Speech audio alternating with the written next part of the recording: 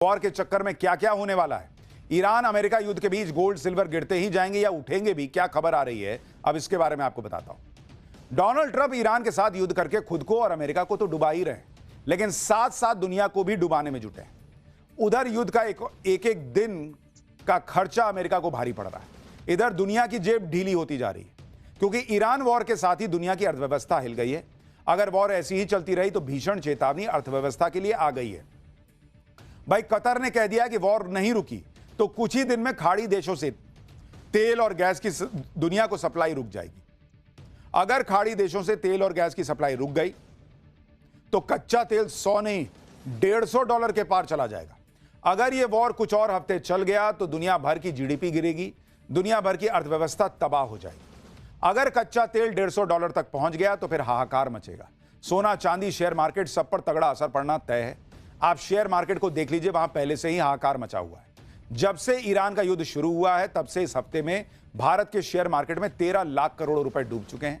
आज ही Sensex 1100 point गिरा, Nifty 315 point गिरा और मार्केट में एक दिन में 3 लाख करोड़ रुपए डूब गए। शेयर मार्केट का जो हाल है सो तो है ही है, लेकिन चौंकाने वाली बात है कि सोने चांदी के दाम में भी गिरावट है, क्योंकि बहुत ये लोग ये सोच रहे थे कि ईरान अमेरिका का युद्ध शुरू हो गया, अब सोना चांदी के दाम आसमान पर पहुंच जाएंगे, लेकिन वो लोग भी धोखा खा गए। लोग सोच रहे थे कि वॉर होते ही सोने की कीमतों में नया धमाका होगा, ऐसा कुछ नहीं हुआ। लोग सोच रहे थे कि वॉर होते ही चांदी की कीमतें फिर रिकॉर्ड पर पहुंचेंगी, ऐसा भी नहीं हुआ। इनफैक्ट दोनों की कीमतें पिछले 3 दिन से सोना चांदी की कीमत क्रैश हो रही है। सोना चांदी को ऐसा क्या हो गया कि अब तक की वॉर में कोई बहुत बड़ा असर उस पर नहीं पड़ रहा, इनफैक्ट वो गिर रहा है। युद्ध के बावजूद सोने के दामों में क्यों विस्फोट नहीं हुआ? क्योंकि युद्ध होता है, अनिश्चितता आती है तो सोने की कीमत बढ़ती है। यहां उल्टा हो रहा है। वॉर अगर लंबा खिंचा तो फिर सोने चांदी के दाम कहां जाएंगे, क्या होगा, यह सब बताऊं उससे पहले एक झलक देखिए। 28 फरवरी को जब ईरान युद्ध शुरू हुआ तब सबने सोचा था कि अब तो सोना चांदी के दाम फिर से रॉकेट बनेंगे, लेकिन यहां उल्टा हो रहा है, जिसने सबको हैरान कर दिया है। आप देखिए कि पिछले 3 दिनों में अगर आप देखेंगे गोल्ड का रेट, पिछले 3 दिन में गोल्ड का रेट अगर आप देखेंगे, गोल्ड उसकी कीमत ऑलमोस्ट 8000 गिर गई है। और सिल्वर अगर आप देखिएगा, सिल्वर की कीमत पिछले 3 दिन में 26,000 रुपए। ये दोनों की आपको कीमत बता रहा हूं, दोनों गिरे जा रहे हैं बॉस। इस साल जिस तेजी से सोना चांदी बढ़ा था उसमें ईरान वॉर के बाद तो और दाम बढ़ने चाहिए थे, लेकिन ऐसा नहीं हुआ। आप देखिए कि इस साल सोने के दाम कितने बढ़े और युद्ध शुरू होने के बाद कितना अंतर आ गया। 10 ग्राम सोने की कीमत 31 दिसंबर 2025 को 1,33,000 थी, 28 फरवरी को 1,59,000 थी और आज 6 मार्च को ये 1,63,000 रुपए पर है। यानी इस साल सोने की कीमत 30,000 रुपए बढ़ी, जबकि ईरान अमेरिका जंग शुरू होने के बाद सोने की कीमत 4,000 रुपए ही बढ़ी। वहीं 1 किलो चांदी का दाम 31 दिसंबर 2025 में 2,30,000 रुपए पर था, 28 फरवरी को 2,66,000 पर था और आज 2,67,000 रुपए पर है।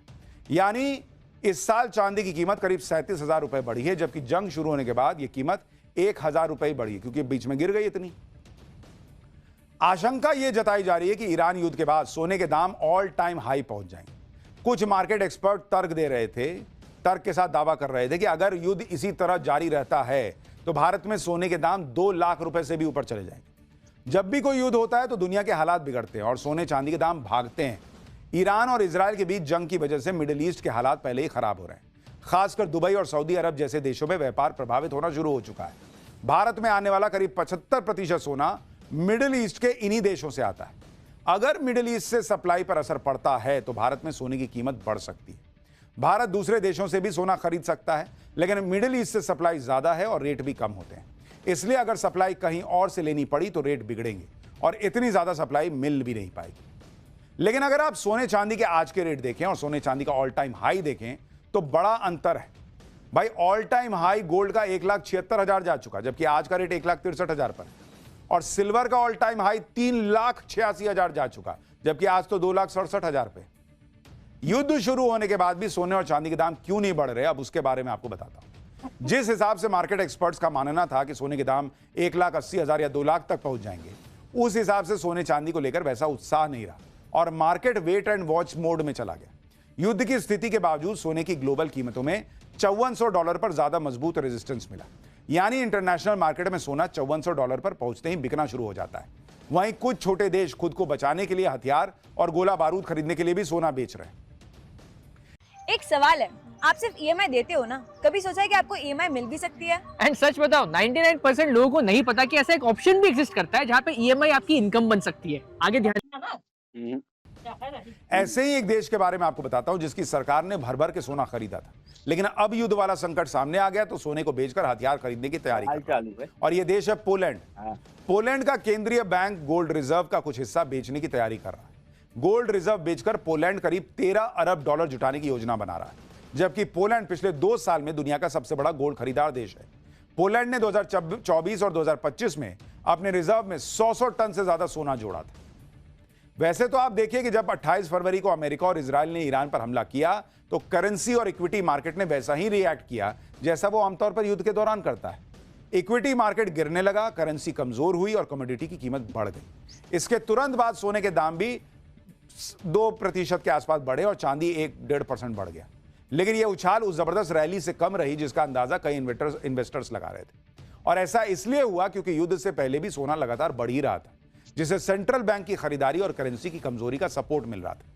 जब सोने की कीमतें बढ़ी तो ज्यादा ट्रेडर्स ने पहले ही जियोपॉलिटिकल रिस्क का अंदाजा लगा लिया।